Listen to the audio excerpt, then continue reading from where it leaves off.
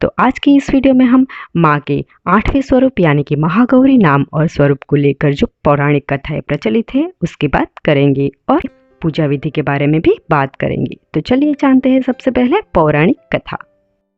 कथा के अनुसार पार्वती रूप में महागौरी ने भगवान शिव को पति रूप में प्राप्त करने के लिए कठोर तपस्या की थी।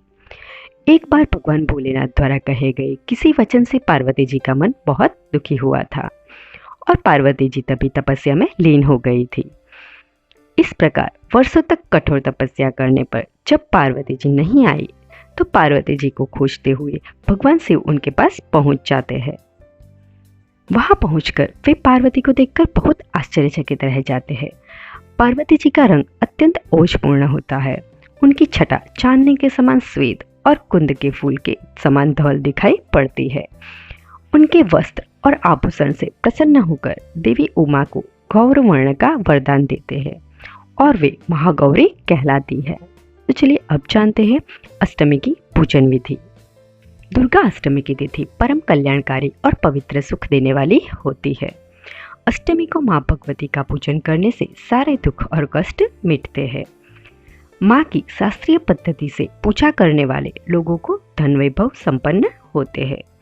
देव, दानव, राक्षस, गंधर्व, नाग, यक्ष, किन्नर, मनुष्य आदि सभी अष्टमी और नवमी को ही पूजते हैं। कथाओं के अनुसार इसी तिथि को माँ ने चंडमुंड राक्षसों का संहार किया था। महाअष्टमी के दिन माता महागौरी की पूजा की जाती है। महाअष्टमी के दिन माँ दुर्गा के 9 रूपों की पूजा होती है। इसीलिए इसी दिन मिट्टी के 9 कलश रखे जाते हैं और देवी दुर्गा के 9 रूपों का ध्यान कर उनका आह्वान किया जाता है। अष्टमी के दिन कुल देवी की पूजा के साथ ही माँ काली, दक्षिण काली, भद्रकाली और महाकाली की भी आराधना की जाती है।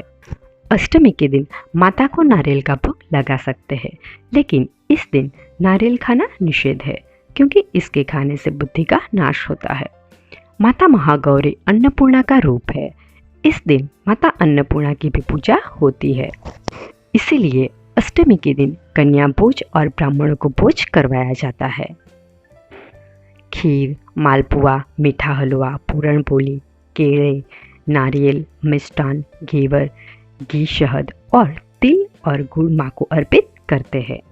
यदि अष्टमी को पारण कर रहे हैं तो विविध प्रकार से महागौरी का पूजन कर भजन, कीर्तन, उत्सव मनाना चाहिए। विविध प्रकार से पूजा हवन कर 9 कन्याओं को भोजन खिलाना चाहिए और कोई भी प्रसाद वितरित करना चाहिए। इसी प्रकार से माँ की पूजा आराधना करने वाले को माँ सुख प्रदान करती है और सारे दुख और कष्ट मिट जाते हैं। अगर आपको वीडियो पसंद आया हो तो वीडियो को लाइक और शेयर करें और चैनल को सब्सक्राइब जरूर करें।